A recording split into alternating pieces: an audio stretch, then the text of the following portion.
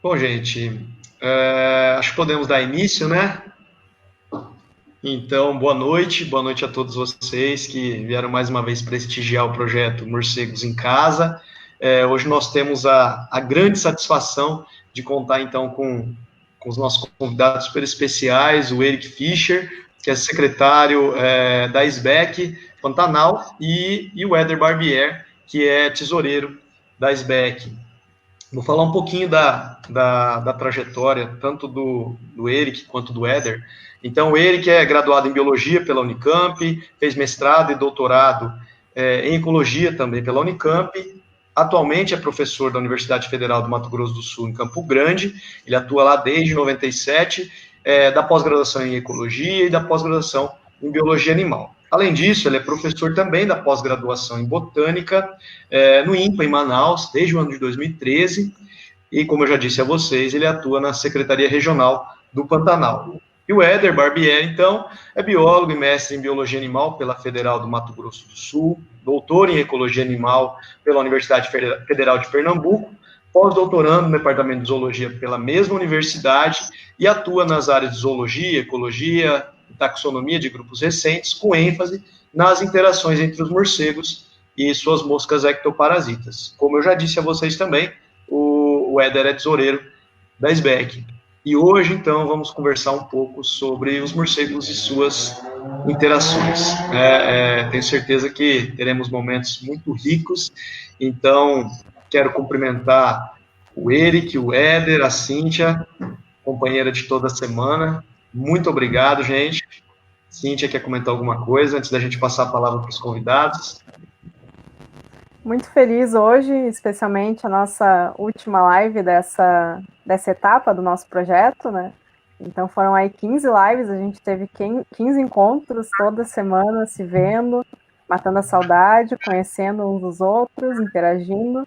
Então estou muito feliz com esse assunto de hoje. Agradecer novamente nossos convidados, eu espero que a gente tenha uma boa conversa. Isso aí, Eric, Éder, a palavra é toda de vocês. Eric. Fica à vontade, Sim, então, eu quero primeiro agradecer, né, ao Henrique e à Cíntia pelo convite. Essa série de lives aí tem sido muito enriquecedor para a gente, tanto para a gente que já trabalha com morcego há um certo tempo, mas especialmente para quem não trabalha com morcego e está querendo aprender sobre esse grupo. Então, hoje a nossa live, a gente vai falar um pouco sobre as interações dos morcegos com outros organismos, né? Mais com a ótica de história natural mesmo, a gente vai trazer exemplos simples e didáticos para que abranjam um público bem amplo e a gente espera que o pessoal goste. Quem tiver perguntas, pode ir fazendo perguntas na medida que a live for acontecendo e a gente vai responder sempre que possível, né, Eric? Com certeza, Éder. Também quero agradecer, muito obrigado a todos vocês que me convidaram e também obrigado por estar aqui participando e dividindo com vocês um pouco sobre aquilo que a gente gosta de fazer, né? Aquelas coisas que são as coisas que a gente gasta muito nosso horário, nosso tempo, a vida inteira, né? E o momento de conversar é o melhor de todos, na verdade, né? É um momento de prazer. E a gente pode se encontrar, ainda mais com essa pandemia que está tirando a gente um pouco da rotina e, às vezes, da saúde mental, né? A gente pode aproveitar aqui, nesse momento reconfortante. Não vou nem gastar muito mais o tempo, agradeço a todos. Éder, por favor, fica à vontade. Tá certo. Henrique, você pode, por gentileza, projetar? Está na mão. Ok, obrigado. Então, a gente vai falar de relações ecológicas. Essa imagem inicial aí, ela parece um pouco confusa, né, porque tem bastante informações, mas a gente vai tentar falar da maneira mais simples e mais acessível possível. E, basicamente, as relações ecológicas, elas podem ser divididas em duas grandes categorias, que são as relações interespecíficas e as intraespecíficas. Hoje, a gente vai falar especialmente das relações interespecíficas, que são quando a relação entre espécies diferentes. Então, a gente quer saber com quem os morcegos estão interagindo. Então, nessa relação interespecífica, a gente tem aquelas que são desarmônicas e aquelas que são harmônicas. Aqui vocês conseguem ver que esse símbolo de mais, barra zero ou mais, barra menos, significa que quando essa interação, aqui no caso da desarmônica, ela é negativa para um lado e pode ser neutra para o outro, ela pode ser positiva para um lado e negativa para o outro. No caso das harmônicas, ela sempre vai ser positiva para alguém, aqui pode ser nos dois casos, positiva para ambos os indivíduos que estão interagindo, e ela pode ser positiva e neutra para o outro. A gente vai dar alguns exemplos só, como a gente tem o tempo limitado e os morcegos são um grupo que tem muitas interações, a gente vai falar sobre algumas delas, mas sempre focando em morcego com outras espécies. Se der tempo, eu queria mostrar um exemplo de morcego interagindo com morcego também, mas basicamente a gente vai falar da parte de cima dessa figura. Bom, aí no centro eu coloquei um morceguinho para exemplificar ele ali no centro das interações e com quem esses morcegos podem interagir, né? Bom, basicamente eles podem interagir com quase todos os grupos. Aí eu coloquei o exemplo dos invertebrados, um inseto ali, uma mariposa representado pela mariposa e um escorpião representando os artrópodes. Existem morcegos que são especializados em comer escorpiões, outros a maioria são especializados em comer insetos, e essas interações elas também vão acontecendo e os dois organismos eles vão se adaptando, né? Da mesma forma como o morcego que está, nesse caso, predando um inseto, ele precisa se adaptar para poder capturar aquela presa, a presa também precisa se adaptar ao longo do tempo para poder fugir e escapar daquela predação, né? Então tem um exemplo bastante interessante entre morcego e algumas espécies de mariposa, é que, como vocês devem ter visto na live de acústica, os morcegos eles emitem o som para poder se locomover, se orientar e também encontrar as suas presas, né? Então, quando ele ecolocaliza, o som bate, volta e ele consegue capturar a sua presa, o seu objeto. Algumas mariposas elas desenvolveram a capacidade e a habilidade de imitar esse som que os morcegos estão emitindo, e quando eles estão em voo e elas também estão em voo, ela percebe, ela ouve, consegue ouvir, ela tem um tímpano com uma frequência também específica para ouvir os sons que os morcegos estão emitindo, e ela começa a emitir um som similar, fazendo vibrações dos apêndices, né, da parte do abdômen, para confundir esse morcego. Então, eu não trouxe aqui um vídeo, porque o único vídeo que eu encontrei que era bem didático era um vídeo muito extenso, mas depois eu posso deixar para vocês. É muito interessante que quando o morcego está capturando, na verdade, buscando pela mariposa, e ele detecta, ela começa a emitir o som também, ele se aproxima e se perde, porque ele não consegue identificar quando ele chega próximo que aquilo ali é uma mariposa. E ao mesmo tempo que ela está emitindo esse som, quando ele chega próximo ela muda a rota de voo, ela simplesmente para de bater as asas para cair. Tem um experimento muito interessante que foi feito, acho que no Panamá, se eu não me engano, e eles prenderam duas espécies de mariposa numa linha e colocaram tipo numa vara de pesca. Uma espécie que emite esse som parecido com o dos morcegos e uma outra que não tem essa capacidade. E colocaram próximo de um abrigo onde eles forrageavam. O morcego vem, consegue identificar aquela mariposa que não emite o som e captura. Aquela que emite um som similar para poder confundi-lo, ele chega próximo, mas não consegue capturar porque ele fica perdido.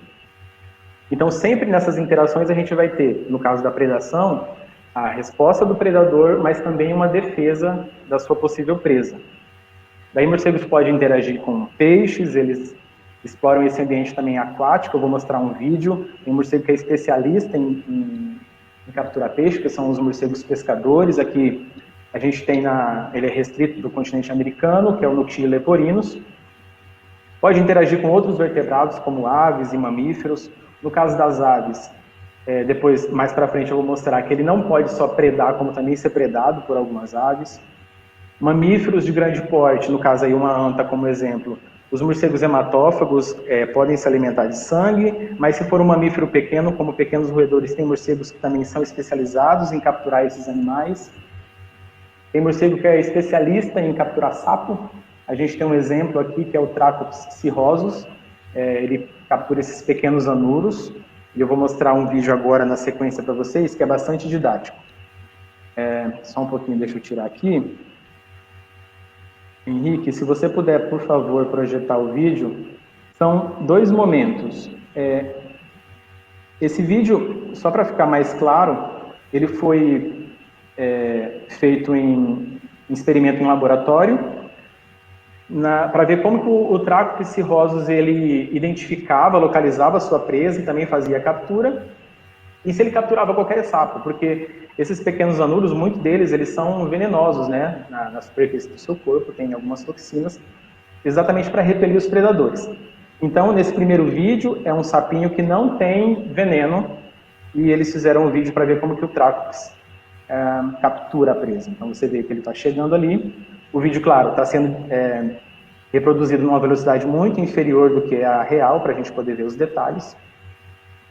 Ele localiza o sapinho que está ali, abocanha e sai. Então o sapinho estava ali preso numa linha, né, para poder ficar paradinho no lugar. Eu vou colocar agora o outro vídeo, que é quando os pesquisadores colocam um sapinho que tem um veneno na pele.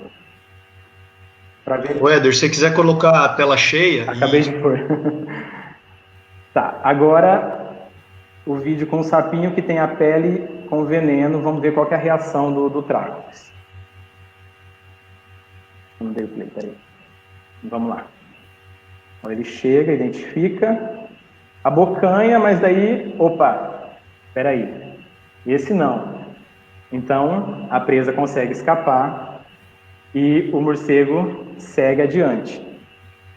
Um outro exemplo que eu quero colocar, eu vou mostrar primeiro uma sequência de pequenos vídeos, porque depois fica mais fácil da gente debater para frente. Mas se as perguntas forem surgindo, vocês podem fazer.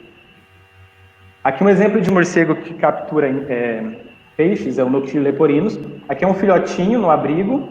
Vocês podem ver, ó, olha o tamanho do pé, e ele tem garras enormes, exatamente por causa desse hábito, né, de forrageio. Ele é um especialista em pesca, então ele precisa de garras potentes para poder capturar. Então o vídeo vai mostrar a mãe sai do abrigo e vai forragear próximo em um corpo d'água para poder capturar o peixe. Aí um filhotinho ficou no abrigo, então a mãe vem, faz os rasantes e ela arrasta as garras na superfície da água. Olha lá, capturou um peixe, imediatamente leva à boca, mais uma vez, olha lá. Então, é uma capacidade muito grande que eles têm. Com a ecolocalização, eles emitem o som, aí está se alimentando. Eles emitem o som e qualquer vibração diferente na superfície da água, eles conseguem identificar com aquela resposta do eco. Então eles fazem esse arrasto e conseguem capturar o peixe. Essa é uma adaptação também incrível para esse grupo de morcegos.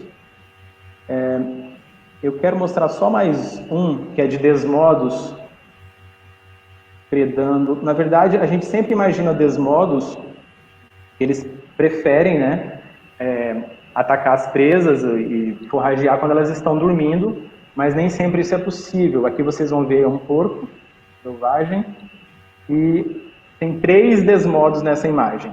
Um está na região do pescoço, ali que está tentando acessar a orelha do porco, o outro vai estar na região mais do meio das costas, e tem um terceiro no chão, atrás do porco, tentando forragear enquanto ele se desloca. Vamos ver. Olha lá, na cabeça, tem um atrás saltando e outro nas costas. Então, essa também é uma adaptação que a gente já teve uma live falando dos morcegos hematófagos. Pode voltar, por favor, Henrique. É uma live falando só sobre os morcegos hematófagos e que eles têm essa capacidade de localizar a presa, inclusive por causa até da respiração. Ele consegue identificar quando um mamífero grande está dormindo pela frequência com que ele respira, e ele prefere fazer esse repasto sanguíneo nesse momento. Mas algumas vezes, quando não é possível, ele vai na presa mesmo acordada e ativa, como esse vídeo que a gente viu no porco, né? Ô Éder, temos uma pergunta aqui da Marcela Batista. Ela pergunta, então, ele identifica que o sapinho é venenoso apenas pelo paladar ou teriam outros sentidos envolvidos? Uma visão, por exemplo? Sim, no caso do Trácops, ele usa vários sentidos na hora do forrageio. Ele usa a audição, principalmente, porque anuros, eles vocalizam muito, né? São animais que são bastante vocais.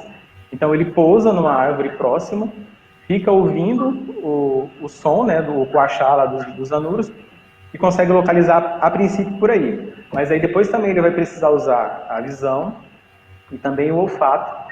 Mas nesse momento da captura mesmo, que ele coloca a boca sobre o sapinho e imediatamente ele solta, é porque por causa do paladar, ele sentiu que aquilo era tóxico e que não era palatável para ele. Então ele abandona e cada um segue seu caminho. Mas a princípio é pela audição que ele localiza. Beleza. Eric, você quer seguir? Vamos lá. Só combinar, avisar o pessoal, a gente está fazendo aqui um ping-pong, e o Éder, ele vai falar mais dos bichos e eu mais das plantas. Então, assim, o que os morcegos, interações...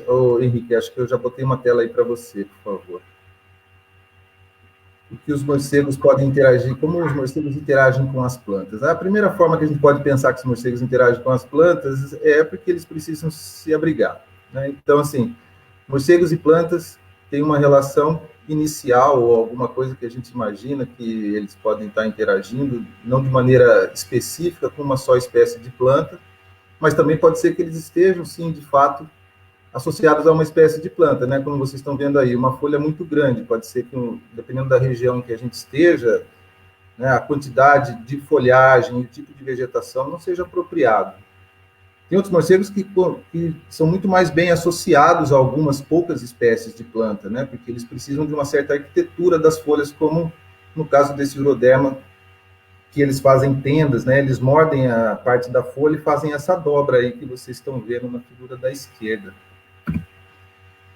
Outros ainda muito mais específicos, né, que nem a Ectophila alba, que no caso desse estudo na América Central, acho que na Costa Rica, utiliza exclusivamente folha de helicônia, dessa espécie que está aí. Então, assim, os morcegos dependem, né, é uma associação espécie específica que a gente diz, né, uma espécie de morcego associada só a uma espécie de planta. Outros, que nem Pteroptera, né, tem um disco adesivo na região do polegar, e eles utilizam um tipo de folha muito especial, que são as folhas jovens também de helicônia, que ainda não abriram, né, que formam aquele helicônia e eles se escondem aí dentro. Então, muitas vezes, esses tipos de abrigos podem ser reduzidos, né, ou a gente tem uma disponibilidade muito baixa desses desses abrigos no ambiente, depende da região onde a gente está, então isso é importante. Mas, de uma forma geral, muitos morcegos, a gente sabe que os morcegos utilizam cavernas e tudo mais, né, que a gente está tratando das interações com plantas, mas muitos morcegos buscam a vegetação de acordo com a luminosidade da vegetação, né? Então, as partes mais claras, eles tendem a evitar, e muitas vezes eles estão escondidos em algumas folhagens, que nem aí embaixo a gente tem um grupo de artibeus liturados, né, que está abrigado numa copa, que sobre essa copa tem um monte de lianas e a luz não passa, a chuva não passa, é um abrigo que eu estudei ali, não chove aí nesse abrigo, né? Pode cair uma tempestade. E outros bichos, como os Megachiroptera, que no Velho Mundo, né, que na verdade escolhem uns ramos diferentes, né? Eles querem ficar em áreas mais abertas, eles têm uma atividade diurna, eles estão muitas vezes atentos, né, e tem um outro tipo de fisiologia, um outro tipo de cuidado com os predadores, e eles buscam árvores altas e sem folhagem, né? Então é uma coisa diferente, mas a gente vai se concentrar muito mais aqui nos nossos bichos. Aí, em associação com plantas, outros morcegos podem usar as cascas das árvores, né? Seja escondido embaixo de uma casca, ou seja, num tronco, e a disponibilidade, a coloração desse tronco e o quanto que isso existe na natureza é importante para a gente ter uma ideia se existe ou não disponibilidade de bons abrigos, porque dependendo da casca de árvore em que o bicho ficar, se ele não tiver camuflado, ele pode ser predado. Mas isso são interações difusas, né, que de fato a gente não tem visto ter sido estudado muitas vezes. Ocos de árvore também são importantes, e também a gente não sabe o quanto que existe especificidade de algumas espécies de plantas ou de árvores, né, que sejam usadas por uma só espécie de morcego, ou mais de uma, ou se eles usam isso aleatoriamente, né? Mas certamente existem aquelas plantas que têm mais probabilidade de formar ocos do que outras plantas. Então, elas passam a ser as mais importantes. E uma das formas de a gente estudar isso é fazer abrigos artificiais, como esse que tem aí embaixo à esquerda, onde a gente pode ver se os abrigos são mais ou menos ocupados. Isso dá uma ideia para a gente, às vezes, da disponibilidade, né? Se existe pouca disponibilidade de abrigo, a tendência de um abrigo artificial ser ocupado é grande. Não é tão fácil estudar abrigos, né? Que nem a gente vê o nosso colega, o Guilherme, colega nosso aqui da UFMS, tentando ouvir os bichos dentro de um oco, né? Numa árvore muito pequena. Então, como que a gente vai sair pelo campo para procurar abrigos, né? Essa aí é um caso de Dipteryxalata no Pantanal que é interessante. Porque a gente o pessoal lá do laboratório colocou rádio nos bichos e a gente tem achado os bichos muito mais vezes dentro do oco de árvores de Dipteryxalata, que é o cumbaru ou baru, que é essa semente que está aí, né? E os morcegos também dispersam essas sementes. Então, no caso aqui, a gente já está mudando um pouco da interação, né? O morcego busca casa, mas também tem alimento pela mesma planta, né? Ele é o dispersor dessas sementes. Então, existe uma interação dupla aí, mas a verdade é que a gente não sabe se eles utilizam o cumbaru porque eles preferem o tipo de oco e a temperatura, as condições de umidade dentro do tronco do cumbaru é alguma coisa especial para eles, ou se realmente é simplesmente uma questão oportunista. Bem, antes de falar do resto das sementes aí, eu acho que vou passar para o Éder de novo. Éder, fica à vontade. Tá certo, Eric. Eu vou voltar, só para completar, que eu fiquei devendo de mostrar o vídeo de predação de ave. No ano passado, na verdade, foi publicado um artigo porque já se sabia que morcegos, algumas espécies podem predar aves, né? Inclusive, algumas espécies frequentemente predam aves, como Tonatia, por exemplo. Mas uma coisa muito interessante que saiu uma publicação no ano passado foi que alguns pesquisadores estavam numa região de Mata Atlântica monitorando alguns ninhos de aves para ver as interações, quais eram as espécies que interagiam com aqueles ninhos, e com câmera trap, né, com armadilha também fotográfica e de vídeo, e eles flagraram alguns morcegos à noite chegando no ninho e entrando mesmo dentro do ninho para poder predar os filhotes ou até mesmo os pais que por ali estivessem. E também uma interação com ninhos que tinham apenas ovos. Então os morcegos também estavam visitando esses ninhos para se alimentar dos ovos. E foi uma coisa inédita, que até bem pouco tempo atrás não se sabia dessa interação tão forte, porque acreditava-se que eles iam no puleiro das aves e acabava capturando elas ali, né? Mas essa interação é um pouquinho mais complexa, e eu vou mostrar aqui um vídeo super interessante. Henrique, se você puder, por gentileza, projetar. Deixa eu só pausar e pôr... Esse vídeo, por acaso, ele não está no tempo assim mais reduzido, a velocidade, então tem que prestar bastante atenção. O morcego vai fazer o forrageio ali, vai fazer o contorno no ninho e vai adentrar. Vamos lá. Os pesquisadores conseguiram identificar algumas espécies, mas não todas. Filóstomos estavam interagindo com os ninhos e também crotópteros estavam interagindo. Ó, ele chega e entra dentro do ninho. E ali ele começa, você vê que ele está se movimentando, né? Ou ele está predando alguém, ou está brigando com a ave que está ali dentro. É uma pena porque o vídeo não mostra ele saindo, porque a armadilha estava programada para fazer vídeos de 30 segundos. Então o vídeo para antes dele sair. Aqui tem um outro que é predando os ovos de ninho de beija-flor. Vou pôr em tela cheia. Aqui nessa folha, não está dando para ver direito na imagem, porque é uma imagem noturna, né? Nem sempre fica perfeito. Mas aqui em cima dessa folha tem um ninho de beija-flor, fica super exposto. E o morcego vai vir, vocês vão ver que ele vai pousar sobre o ninho, pega um ovo, sai e depois ele retorna, porque eram dois ovos, se eu não me engano. Olha lá. Então ele forrageia, chega pousou, pegou um ovo, sai, volta para pegar segundo. Daí o vídeo tem mais alguns segundos, mas ele já não volta mais. Então vocês percebem que o ataque é bem rápido, né? E bem preciso. Ele sabia o que ele estava fazendo. Não foi por acaso que ele foi ali visitar aquele ninho. Bom, então a gente viu já que de interação com o morcego se dando bem, a gente tem alguns exemplos aqui, claro que existem vários outros, né? Mas por causa do tempo a gente não consegue mostrar todos. Na sequência agora, eu vou mostrar algumas interações nas quais os morcegos são presas ou não se dão bem no final da história. Eu mostrei esses aqui.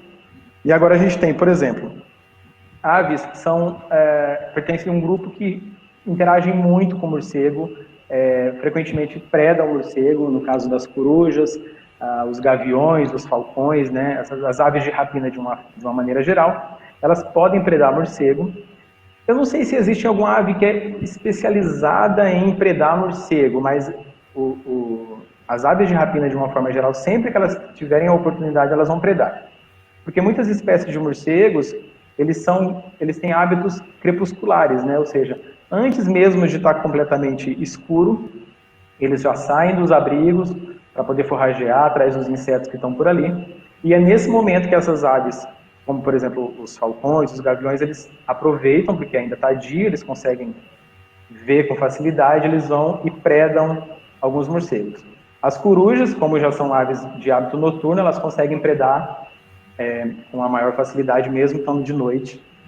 Inclusive é muito comum quem vai para campo com morcego, cai morcego na rede e às vezes quando você vai ver, uma coruja arrancou o morcego da rede, leva um pedaço da rede junto.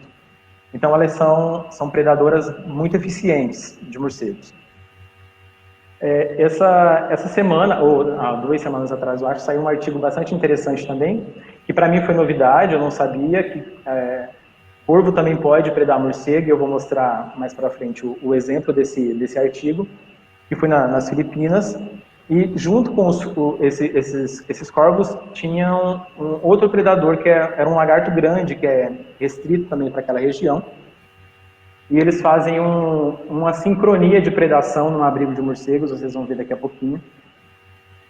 Cobras também são grandes predadoras de morcegos. É muito comum você, em cavernas, por exemplo, já em várias cavernas que eu fui, você consegue ver as cobras por lá, e serpentes. Normalmente elas ficam escondidas nos abrigos, né, entre as pedras, entre as rochas, mas elas sincronizam também a saída do abrigo na hora que os morcegos estão emergindo da caverna, exatamente para poder capturar ele, especialmente se a caverna tiver muitos morcegos, né? Como sai uma massa muito grande de morcegos de uma vez só, facilita para elas. Então, elas podem ficar ou de pendurada na saída da caverna, só esperando o momento para dar o bote e capturar alguns indivíduos, ou mesmo dentro da caverna. Eu já vi algumas vezes ela dentro da caverna, numa parte mais alta, sob alguma rocha, e ela fica ali esperando o momento oportuno.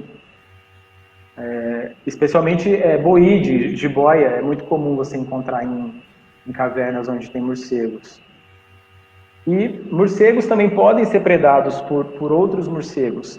Algumas espécies, como Protópteros auritus, Vampirum spectrum, eles podem predar morcegos. Se tiver tempo eu vou mostrar um vídeo também. E aqui eu coloquei exemplo de um ectoparasita, aí está como exemplo uma pulguinha, né? Na verdade não é uma predação, mas é uma relação em que o morcego não se beneficia, né? Ela é favorável só para o parasito. E daí são várias as espécies de parasitos que podem ser encontradas sobre morcegos. Aí eu coloquei exemplo como pulga, mas a gente tem carrapato, a gente tem ácaro. E tem um grupo de mosquinhas, que são as quais eu estudo, que é da família Strebelidae e Necrebidae. Elas são encontradas exclusivamente em morcegos, então é um exemplo bem legal de uma interação, que ela é muito espécie específica, porque, por exemplo, pulga você pode encontrar em diversos grupos de mamíferos, né? Ou de aves, por exemplo. essas mosquinhas não, elas são exclusivamente encontradas sobre morcegos, então elas são moscas que são adaptadas para essa interação, para esse hábito de parasitismo. Ela tem uma série de adaptação morfológica, fisiológica, e elas ficam nas asas dos morcegos ou no pelo mesmo sobre o corpo. Eu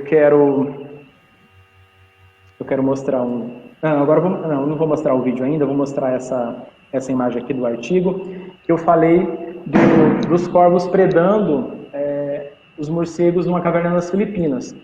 Bem, nessa imagem, vocês conseguem ver aqui em cima, tem o desenho da caverna, né, um croquis da caverna. É uma caverna que tem várias aberturas. Essas 4 primeiras aberturas aqui são aberturas verticais, ou seja, como se fossem precipícios. Essa última abertura aqui é uma abertura horizontal. Aqui embaixo tem a foto de cada uma dessas aberturas. Então, é uma colônia de Rosetus amplexucaudatus, que é um morcego da família Pteropodidae. Ele é restrito da região lá da Ásia. E essa caverna é o abrigo conhecido com a maior população, tem cerca de 2 milhões de indivíduos. Esse é um morcego frugívoro. Então, essa caverna, inclusive, ela é visitada, as pessoas vão para ver o momento que os morcegos estão fazendo a revoada, né, saída do abrigo. Mas os pesquisadores ficaram ali anotando o comportamento que algumas aves faziam e alguns outros animais para predar esses morcegos. E eles identificaram um comportamento muito interessante. Bem, nessas 4 aberturas da caverna, que é vertical, tem árvores ali por perto, e os corvos eles vão se juntando, se aninhando ali por perto, quando vai chegando o final do dia, que é o momento em que os morcegos vão sair, né, no final da tarde. E tem um vídeo também, depois eu vou deixar o link do artigo, no material suplementar vocês conseguem ver um vídeo, eles vão se agrupando, se juntando nessa fase que os pesquisadores chamam de uma fase de vigilância, né, eles estão ali atentos, esperando. Assim que os morcegos começam a sair do abrigo, os primeiros morcegos saem, algumas aves vão e capturam, e na medida com que eles capturam, eles voltam de novo para o puleiro. Nesse momento, as outras que não conseguiram capturar, elas se agrupam novamente, então aqui eles estão reagrupando, e depois eles ali matam e comem o morcego. Depois eles fazem isso diversas vezes, até eles estarem satisfeitos. E nessa mesma caverna, ao mesmo tempo, como tem essa outra saída, que é a horizontal, então ela está mais ao nível do solo, os lagartos estão ali se aproveitando desses morcegos também que estão dando bobeira e capturando. Algumas espécies, alguns indivíduos são capturados na parede do abrigo, porque imagina uma caverna, essa caverna não é tão grande, acho que tem 150 metros, e tem 2 milhões de morcegos lá dentro, né? Então, toda a caverna é coberta de morcegos. E aqueles que estão mais embaixo, o lagarto oportunista vai lá e preda. E uma coisa também interessante que os pesquisadores relatam nesse artigo é que muitas espécies de morcegos, muitos indivíduos de morcegos que estão adoentados, eles ficam ali na parte mais de baixo da caverna e acabam sendo predados. Porque os morcegos também têm um comportamento muito interessante de quando ele se sente doente, ele se isola um pouco do grupo. É um comportamento meio que de defesa para o resto da colônia. Então esses indivíduos mais enfraquecidos ali, que estão mais vulneráveis, acabam sendo predados oportunisticamente. Por outro lado, as aves, nesse caso, elas se organizam e arquitetam o ataque para poder capturar mais efetivamente os morcegos. O Éder, antes de você seguir, eu tenho 2 perguntinhas aqui que são relacionadas.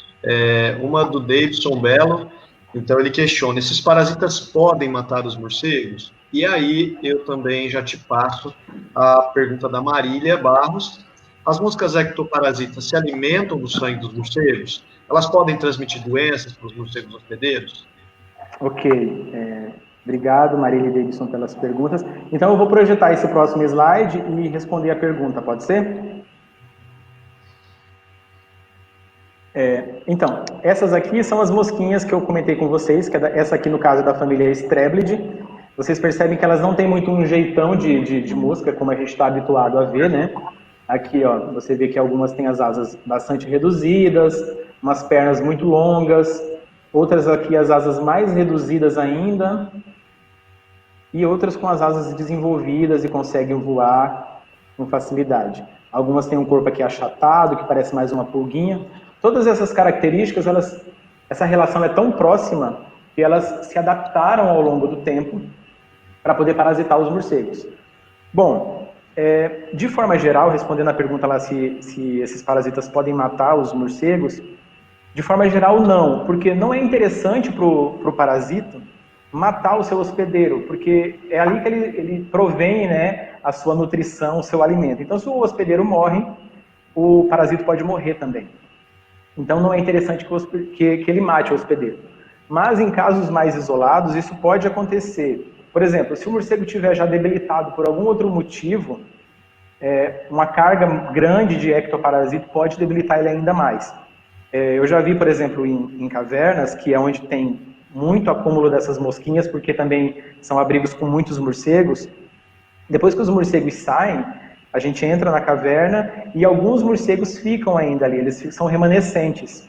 E eu já vi alguns morcegos com comportamentos atípicos, né? Eles estavam quietinhos, parados ali, enquanto todos os outros já tinham saído. Então, provavelmente, eles estavam com alguma doença, eles não estavam se sentindo bem. E eu chegava próximo e eles estavam cobertos por essas mosquinhas, assim, cobertos mesmo, 50, 100, 80 mosquinhas dessas. Então, nesses casos, elas podem sim diminuir o fitness desses morcegos e deixar eles mais enfraquecidos e pode contribuir para que eles morram. Sobre a pergunta da Maria de transmitir algum tipo de doença, muitos parasitos podem transmitir sim doenças para os seus hospedeiros, no caso dos ectoparasitos, que são o grupo que eu estudo, né? Para essas mosquinhas da família Strebleidae e Nycteribidae, por exemplo, ainda não está comprovado de que elas podem transmitir efetivamente, elas serem vetores, né, de patógenos. Mas o que pode acontecer, por exemplo, é que uma mosquinha dessa sugou o sangue do morcego A, e se esse morcego, por exemplo, tinha um patógeno, quando ela ingere o sangue, ele também vai para o trato digestório dessa mosquinha. Se ela sai desse morcego A e vai para um morcego B que está saudável, ela pode não transferir através do repasto sanguíneo, mas se esse morcego, por exemplo, na hora que ele estiver fazendo a autolimpeza, que é muito comum morcegos fazerem isso, né? Eles se limpam, eles se catam. Nesse momento ele ingere uma mosquinha dessa, a depender do tipo de patógeno, ele pode se infectar, sim, com esses patógenos. Mas outros grupos, como por exemplo carrapatos, eles são mais eficazes, eficientes nesse contágio como vetores, né, de patógenos, como algumas bactérias, Rickettsia, Bartonella, por exemplo. Ô Éder, nós temos uma outra perguntinha aqui do Jonatas Amorim. Então ele pergunta, esses parasitas são exclusivos dos morcegos ou parasitam outros hospedeiros? Essas mosquinhas que eu mostrei agora no slide, elas são exclusivas, elas só são encontradas em morcegos. Inclusive tem uma coisa muito interessante que alguns anos atrás foi encontrado um fóssil dessa mosquinha, porque é muito difícil você encontrar fóssil de um inseto ainda tão pequenininho, né? Ela tem alguns milímetros de comprimento. Mas encontraram um fóssil no âmbar, que é a seiva da árvore, né? Que envolveu a mosquinha e ela ficou ali preservada. E esse fóssil foi datado de pelo menos 20 milhões de anos atrás. Ou seja, há pelo menos 20 milhões de anos, essas mosquinhas parasitam esses morcegos. E como que a gente sabe que é certeza que eles parasitavam os morcegos já há pelo menos 20 milhões de anos atrás? Porque conseguiram extrair o DNA do trato digestório delas, que continha sangue, e daí sequenciaram e era sangue de morcego. Então, olha que incrível, né? Essa adaptação que vem acompanhando, né? Essa coevolução, na verdade. Mas existem outros parasitos que não são exclusivos de morcego. Eu vou mostrar um vídeo agora rapidinho de um barbeiro, por exemplo, que pode parasitar outros vertebrados, mas também pode parasitar morcegos. Se você puder projetar, Henrique. Olha aqui, esse aqui é um indivíduo jovem, né, imaturo ainda. Aqui tem a probóscide dele, né, esse aparelho aqui sugador. Ele chega bem silenciosamente, consegue um vasinho sanguíneo ali do morcego, ó, e vai sugando o sangue. É um morcego da família Philostomidae, porque tem essa folhinha nasal. Aqui já um indivíduo adulto do parasito, sugando o sangue desse morceguinho aqui, que é um Desmodus juvenil, um filhotinho que ficou no abrigo, ó. Então ele fica meio sem saber o que fazer, mas o parasito vem, consegue se alimentar. É uma outra interação bastante interessante, porque daí aqui você tem um parasito que ele não é permanente, ele não fica o tempo todo no corpo do morcego, mas ele, quando precisa se alimentar, chega e faz a interação. No caso das mosquinhas, elas estão o tempo todo sobre os morcegos. Eric? Opa, vamos seguir, nosso tempo está correndo aqui muito rápido, né? Então, a interação com as plantas, com questão de abrigo, não existe nenhuma vantagem esperada do ponto de vista das plantas, né? Mas quando a gente fala em interação dos morcegos com as plantas que fornecem frutos para os animais e que eles se alimentam e depois eles podem dispersar sementes, aí a gente tem então uma interação positiva com as plantas. Aqui tem 2 exemplos. Em cima, o Calophyllum brasiliense é um fruto, como vocês estão vendo, esférico e uma semente grande que o morcego não consegue ingerir. E embaixo a gente tem um exemplo de uma figueira, um artibeu se alimentando de figos com muitas sementes pequenininhas que, na verdade, elas são ingeridas. Então, existem 2 tipos de dispersão. Uma que os morcegos se alimentam dos frutos e derrubam as sementes embaixo do puleiro, e outros que eles ingerem as sementes e defecam. E para onde os morcegos levam os frutos quando eles apanham? Muitas vezes eles precisam procurar um puleiro, e árvores como palmeiras são muito comuns e muito utilizadas por eles, assim como outros tipos de plantas, mas a copa da palmeira é muito, digamos, apropriada para esses morcegos. Tanto é que existem alguns que se abrigam em palmeiras, né? Aí o que o morcego vai fazer? Ele apanhou o fruto numa planta, ele vai buscar um puleiro noturno onde ele vai se alimentar, né? E ele vai levando uma semente, que se for uma semente grande, a qual ele não ingere, essa semente vai cair embaixo da planta. E aí, para a questão do ponto de vista da planta, o que ela quer? Ela quer que os seus diásporos, né, no caso as sementes, sejam dispersas a longa distância, ou que ocupem uma área grande, ou que cheguem em ambientes novos, onde novos indivíduos possam crescer. Então, essas sementes grandes que são levadas por morcegos, elas vão acumulando como puleiros, espalhados pela mata, e muitas vezes existe a competição entre as sementes que estão nos mesmos puleiros. Quando os morcegos ingerem as sementes, e aí esse pontinho pequenininho no final da seta mostra uma semente pequena, né, ou ilustra a semente pequena, ele vai defecar em voo.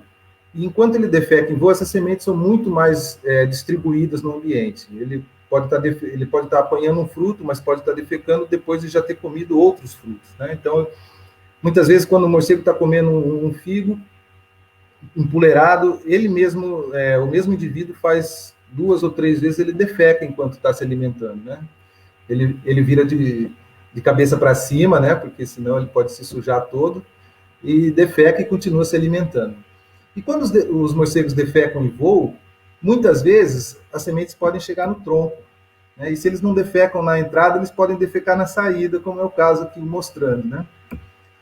E existem algumas espécies de planta, como as figueiras, que são muito apreciadas pelos morcegos e que elas dependem de outras plantas para crescer. Elas crescem inicialmente sobre outras plantas, e a gente chama de hemepífitas.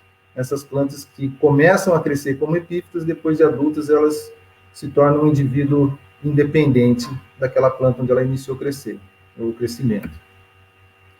E Cecropia taxitaca é um outro exemplo, né, de plantas que são ingeridas, as sementes são ingeridas pelos morcegos e dispersas em voo, mas a Cecropia é diferente com várias espécies de Cecropia, diferente das espécies de figueiras, elas não são hemepífitas, elas não crescem sobre outras plantas. Mas elas, muitas vezes, algumas das espécies, aqui está mostrando o tronco, a raiz de uma dessas espécies de Cecropia, elas têm raízes adventícias, né, que são raízes de esporas, porque elas ocorrem em áreas inundáveis. Aí, no caso, é uma espécie do Pantanal. E essas raízes de esporas ajudam a árvore a não tombar. E a gente, lá no Pantanal, fez um experimento para ver aonde que as sementes levadas pelos morcegos podiam ser derrubadas, né, se no alto do tronco no alto do tronco da palmeira, se no baixo do tronco da palmeira, ou logo no chão, embaixo da copa, ou no chão, fora da copa da palmeira. E a gente encontrou que na parte alta do tronco da palmeira chegam poucas sementes, na parte baixa chegam muitas sementes. Logo abaixo da copa, no chão, também chega uma boa quantidade de sementes, e fora das copas, muito menos. Então, a gente pode, com isso, entender que os morcegos são capazes de levar as sementes para os troncos das árvores que a gente chama de forófitos, né, que são aquelas que suportam as plantas hemipífitas. E uma coisa interessante no Pantanal é que, graças aos morcegos, houve o morcego levou a interação da cecrópia com essa palmeira que chama acuri, né, a Thaleia phalerata lá do Pantanal. E só lá no Pantanal a gente encontrou isso, e não existe nenhuma outra espécie de cecrópia capaz de crescer sobre uma planta. E aqui a gente vê do lado esquerdo, né, as raízes da cecrópia. Desse lado ela encontra o chão, né, então os indivíduos de cecrópia que crescem em cima da palmeira, se for muito alto, aqui a gente tem um exemplo de uma cecrópia que começou a germinar lá em cima na palmeira, elas não conseguem se estabelecer até um indivíduo adulto, né, porque falta sustentação. Então, assim, é uma interação precária, mas alguma coisa que mostra para a gente, talvez, uma tendência evolutiva. Quem sabe daqui 100 mil, 200 mil anos, ou algum tempo bastante razoável, que seja grande o suficiente, a gente pode ter uma seleção de alguns indivíduos de cecrópia que são capazes de se segurar como as hemipífitas, né? Então, isso mostra para a gente, às vezes, um estágio intermediário evolutivo, né? Nós estamos, muitas vezes, pensando no tempo presente, mas as coisas aconteceram no passado e muitas vezes não estão bem ajustadas. Tem casos de outros morcegos que se alimentam na própria planta e não levam o fruto embora, isso quando o fruto é grande. E aí, muitas vezes, a interação já não é benéfica do ponto de vista da planta. Porque se os morcegos, no caso da direita, né, está se alimentando do fixo, aqui o indivíduo está se alimentando de fixo, ele pode sim levar sementes, porque ele vai ingerir as sementes, mas no caso de uma sapotácea, ele não vai conseguir levar sementes, né? E a gente sabe que muitos morcegos, por exemplo, em Ectodoros vituratus, atacam pomares e são competidores dos humanos, né? Competem com a gente. E uma das formas da gente descobrir como é que espécies de sementes os morcegos podem estar levando, quando eles ingerem, né? Então a gente captura os bichos no campo, deixa eles no saquinho, e espera eles defecarem no saquinho. Depois a gente leva as fezes para o laboratório e tenta descobrir quem são as espécies de semente, ou de pólen também, a gente pode tentar descobrir, que estão nas fezes, e saber quem visitou quem. E com isso a gente às vezes acaba descobrindo espécies que a gente não espera, como é o caso aí do Noctilia obiventris, um bicho insetívoro, mas que no Pantanal se alimenta de frutos e dispersa sementes. No caso das figueiras tem uma coisa interessante, que existem... a figueira, a gente não conhece a flor da figueira, né? Porque as flores da figueira ficam dentro do fruto, do que a gente chama de fruto, que não é um fruto de verdade. O termo técnico é sicônio. As flores aí dentro, né, no caso, elas são polinizadas por uma vespa. As vespas, quando chegam na figueira, elas não sabem a diferença se um sicônio é macho ou o sicônio é fêmea. As flores, no caso dessa espécie, são de sexos separados. Mas no desenvolvimento do sicônio, alguns vão se aparentar como ficos, ou como frutos, que são ingeridos pelos morcegos, e outros que vão ter os filhotes das vespas que vão seguir o ciclo, né? Então, é possível os morcegos separarem quais são os ficos que têm nutrientes e são nutritivos, e quais são aqueles que, na verdade, não lhes interessam, e interessam do lado da planta. E é interessante no caso das figueiras é que os morcegos eles espremem o fruto contra o palato. E tem outras figueiras que não têm o sexo separado, como no caso desse exemplo, onde tem flores masculinas e femininas dentro do mesmo sicônio. E aí, quando o morcego se alimenta, tem aquelas sementes, que na verdade não é uma semente de verdade, mas elas não foram fecundadas. E essas sementes que não foram fecundadas, elas são lisas por fora, elas não têm uma gelatina como tem as outras sementes, que são de fato os embriões. Então, ao espremer parte da polpa contra o palato, né, com a língua espremer contra o palato, essa gelatininha que tem em volta das sementes de ficus, que são as sementes com embrião, elas são ingeridas muito mais fáceis, e as outras acabam saindo nos pellets, né, porque os morcegos cospem. É como se a gente estivesse chupando mexerica e não gostasse do bagaço, né, então a gente morde o suco e cospe o bagaço. Os morcegos também fazem isso. Éder, acho que, não sei se você quer falar, mas eu ia entrar aqui na polinização. A gente tem algumas interações. Pode seguir. Eu vou interromper só um pouquinho. Quero até pedir desculpa para o pessoal que está assistindo a live. Nós temos algumas perguntas, mas infelizmente nós vamos pedir para depois os nossos convidados, se puderem responder para vocês no Face mesmo, porque nós estamos a 5 minutos das 8. Então eu vou deixar o Eric dar continuidade para fazer o fechamento e falar um pouco da polinização. Pode ser, Eric? Pode ser. Pronto, a palavra é sua. O tempo nos roubou aqui, né? Mas, assim, tentando falar sem atropelar que nem uma metralhadora, né? A gente tem 2 grupos de morcegos bastante distintos. Aqueles que pousam nas flores e os que visitam as flores de forma pairada. Os bichos que pousam nas flores são esses 2 de baixo. A gente tem aqui um exemplo de Phyllostomus discolor e Phyllostomus astatus. Tem outros bichos também, frugívoros, que pousam e tudo mais, mas não são considerados os principais polinizadores. Aqui em cima tem um exemplo de Glossopora soricina e Anura caudífera, que visitam de forma pairada, se bem que de vez em quando eles podem se agarrar também. Uma coisa que já foi mostrada em outras lives é o comprimento da língua dos morcegos, né, como eles retiram o néctar, e o néctar é a coisa mais importante, ou tido como a coisa mais importante de recurso que as plantas oferecem aos morcegos. Muitas plantas polinizadas por morcegos evoluíram a partir de plantas polinizadas por beija-flores, como é o caso dessa espécie de bromélia, né, que é uma espécie de brisa, essa aqui é outra espécie de brisa. Então, notem que as flores perdem a coloração, são flores que perdem características ornitófilas. Aqui a gente tem um exemplo de uma outra espécie que é polinizada por morcego, mas ainda guarda um pouco das cores, que talvez o ancestral tenha sido polinizado por ave. No Pantanal, a gente tem o caso de erva de passarinho, né, que, novamente, a gente percebe pequenas mudanças na estrutura da flor, fazem com que elas possam estar mais bem adaptadas de um grupo e possam passar para outro grupo ao longo da evolução. O mesmo acontece com passifloras, né, essa é uma espécie polinizada por beija-flor e outra por morcegos, então a gente vê bastante clara a diferença. Aqui tem uma Anura caudífera visitando. Na Amazônia, a gente vê, aqui é o dossel da Amazônia, fotografado de cima de uma torre, né, onde a gente percebe Cariocar vilosum, que é a espécie. A gente percebe uma série de pequenas inflorescências, esses marronzinhos para cima aqui. Então, quando as plantas são polinizadas pelos bichos que pousam, geralmente elas estão no estrato mais alto da floresta, eles estão expostas acima da vegetação. Enquanto as que são polinizadas pelos bichos que pairam, pelos glossofaginhos ou locofilinos, elas geralmente estão no subbosque ou no subdossel. Pequi do cerrado também acontece de ter visitantes dos 2 tipos. Na verdade, quando a gente tem uma árvore com muitas flores, acabam vindo os bichos grandes, os filóstomos, vêm visitar em grupos. E quando tem árvores pequenas com poucas flores, a gente costuma ter glossofagíneos. Ou, às vezes, no início da floração de uma árvore grande, tem pouquinhas flores abertas, então costuma vir bichos pequenos. O mesmo acontece com Bauhinia ungulata no cerrado, onde alguns indivíduos grandes a gente vê filóstomos visitando, e outros indivíduos pequenos a gente vê glossofaginos.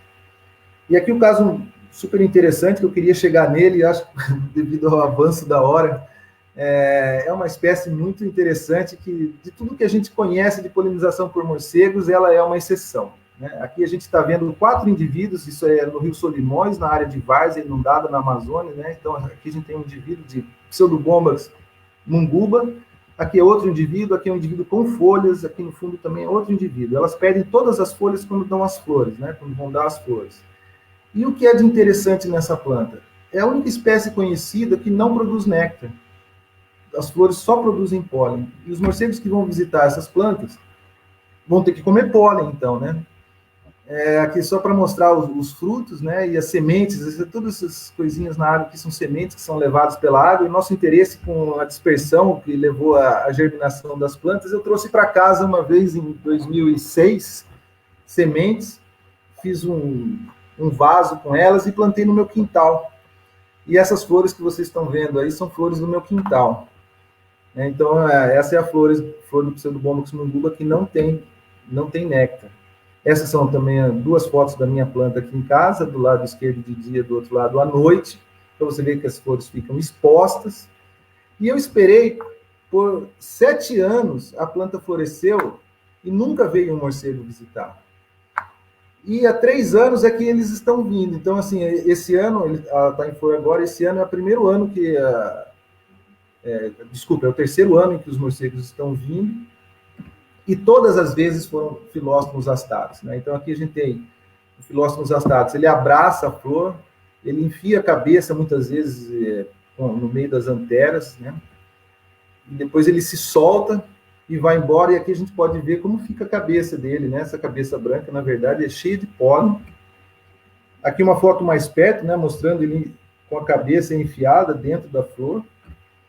E na hora de sair, né? Isso tudo foi aqui em casa, essa foto foi ontem à noite.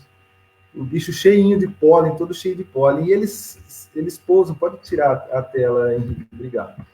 E eles pousam no beiral aqui da minha casa, e eu fico vendo eles se limpando. Então, assim, o que esses morcegos... O pólen é super virulento, muito menorzinho do que eu conheço para outras espécies, e muitas vezes talvez ele não consiga comer, então imagino que ele tem que se pendurar, gastam 30, 40 minutos pendurado para voltar a visitar a planta, então ele deve estar se lambendo para comer esse pólen.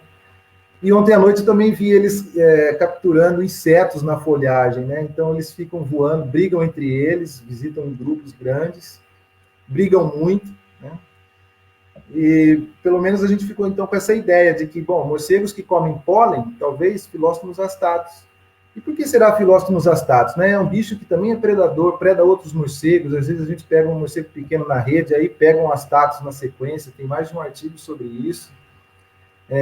Então são os bichos que estão acostumados com um tipo de dieta proteica e não com um tipo de dieta energética, como o néctar, né? Então provavelmente um bicho grande, diferente, que não é acostumado a visitar flores com tanta frequência quanto os glossofaginhos, não tem uma característica morfológica e a língua tão adaptada quanto os glossofaginhos para visitar flores, ele se tornou o único polinizador dessa espécie. É uma coisa muito interessante. E aqui em Campo Grande foi como uma agulha no palheiro, porque eu coloquei uma árvore num lugar onde nunca nenhum dos morcegos, provavelmente, que visitaram a planta, já tinham visto essa flor na vida, né? Porque eu estou a 2.000 quilômetros de Manaus, né? Onde ocorre essa espécie. E da nossa região aqui não existe nenhuma outra flor que eu saiba, pelo menos, né? Que não tenha néctar. Então, quando eu plantei essa árvore, eu fiquei pensando, quem vão ser os morcegos que vão vir comer pólen? Eu apostava que viriam outros, né? Mas com o tempo veio o Philostomos astatus, que é justamente o filostomídeo mais raro em Campo Grande. Tem trabalhos de captura em Campo Grande, de todos os filostomídeos, o astatus é o mais raro de todos. Acho que foi isso. Eu vou parar. Fica a dica para o pessoal plantar, então, né? Plantar, cultivar flores em casa e ter esses animais por perto. Então, os morcegos estão vindo me visitar. Essa história dos morcegos em casa, para mim, veio super a calhar. Todos os dias com os morcegos em casa. Que legal, que legal. Poxa, quanta informação rica, né? Que interessante. A gente agradece demais a contribuição de vocês, Eric, Éder. Se vocês quiserem fazer uma fala final aí, né? Encerrar, se despedir do pessoal que está assistindo, e aí a gente encerra aqui também. Só pegar o embalo, Éder, assim, eu só pedi desculpa que eu falei muito rápido no final, a ideia era ir passando em algumas coisas e parar um pouquinho mais, mas meu e-mail está aí, quem tiver dúvida pode escrever, a gente pode conversar mais sobre esses morcegos que comem pólen, tem vários colegas que estão trabalhando com isso, Fernando Gonçalves e outros colegas que estão interessados no pólen. E agradeço a participação de todos vocês aí, espero que pelo menos tenha sido legal essa ideia dos morcegos em casa, aqui na minha casa, e essa de morcegos em casa da SBEC vieram a calhar. Muito obrigado. Legal. Éder? Sim, eu quero agradecer também a todos, mais uma vez, pelo convite, agradecer ao Eric por estar dividindo a live. Igual eu comentei ontem com vocês, o Eric foi meu professor no mestrado aí em Campo Grande, na UFMS, então é um prazer enorme estar podendo dividir a live com ele. E agradecer a todos pela audiência, por estar nos assistindo. E gostaria de pedir também, aproveitar para encerrar, como tesoureiro da SBEC, aproveitar e pedir para o pessoal, os sócios, cogitarem a possibilidade de pagar suas anuidades quem ainda não fez, e agradecer aqueles que já o fizeram. E quem ainda não é sócio da SBEC, que se associa, é importante para a sociedade, para crescer, para trabalhar, estudar e proteger os morcegos. Quanto mais gente tiver, melhor. Obrigado. Legal, obrigado, Eric, obrigado, Éder. E a gente não pode, né, Cíntia, deixar de agradecer também demais a vocês que estiveram presentes com a gente por 15 semanas. Acho que foram momentos maravilhosos, porque nessa primeira temporada, e a gente frisa, primeira temporada apenas, a gente pôde se conectar, conversar, se aproximar, trocar informação e crescer. Eu acho que todo mundo cresceu um pouco nesse momento de quarentena. Nós começamos com a quarentena, nós vamos encerrar essa primeira temporada, a quarentena segue, e a gente espera que vocês levem essa mensagem, né? Sejam multiplicadores, sejam promotores e levem informação de uma forma acessível à população, né? A gente tem vivenciado a cada dia novas pancadas sobre a fauna, sobre os morcegos, sobre os aspectos que levam em consideração a questão ambiental de uma forma geral. E nós temos que ser bem atuantes, presentes, frequentes e chegar às pessoas. A informação precisa chegar às pessoas de um jeito acessível. E a gente conta muito com vocês nesse processo de multiplicação que faz toda a diferença, né? E obrigado, muito obrigado, multipliquem. E a gente volta, né, Cíntia? A gente volta, agora vamos começar a programação da Semana dos Morcegos, lá para meados de outubro, comecinho de outubro. A gente pede que vocês mandem sugestões, mandem comentários, escrevam para a gente. O feedback de vocês é muito importante para a gente crescer, para a gente melhorar e para que a continuidade do projeto Morcegos em Casa seja tão ou melhor do que agora, que já foi maravilhoso. Então, obrigado mesmo. Cíntia, a palavra é sua. Gostaria só de agradecer mais uma vez a todos que os convidados que fizeram parte e tiveram disponibilidade de ter um tempinho com a gente toda semana. Aí, então, o pessoal foi super gentil, aceitou o convite, empolgados. A galera aí também está assistindo a gente toda quarta-feira. O público é fiel, a gente sempre fala, tá sempre todo mundo aqui, fica assistindo até o final. Então, a gente está muito feliz com esse projeto e, claro, vai dar ideia para mais projetos futuros que a SBEC pretende fazer. Então, a gente espera que essa Semana do Morcego a gente possa trazer mais coisas novas e estar um pouquinho mais juntos também. A quarentena segue, a gente segue em casa, mas a SBEC está aqui, o pessoal está todo aí, todo mundo com os e-mails disponível, então é só chamar, qualquer coisa a gente está sempre comunicável. Eu espero que vocês fiquem bem e fiquem em casa. E quem perdeu alguma live, todas estão, tanto no site da SBEC, quanto no Face. Difundam, compartilhem, né, e qualquer dúvida a gente está aí, tá bom? Obrigado de novo, um abraço, até mais. Valeu. Um abraço. Um abraço a todos. Só lembrando que talvez o Wilson Ieda, eu fiquei devendo para dele vir me visitar aqui quando tivesse a planta em flor, na opção do Bombos, mas agora estamos na pandemia, né? Então, Wilson, quando você estiver assistindo, sabe que o ano que vem você já está convidado. Eu não sei, Eric, pode ser que você receba uma legião de pessoas querendo ver. Eu acho que você vai ter trabalho. Eu acho que você vai ter trabalho. O Wilson vai ter companhia, com certeza. Valeu, gente. Também. Grande prazer, Éder. Valeu, o prazer foi meu. Um abraço, pessoal. Tchau, tchau. Um abraço.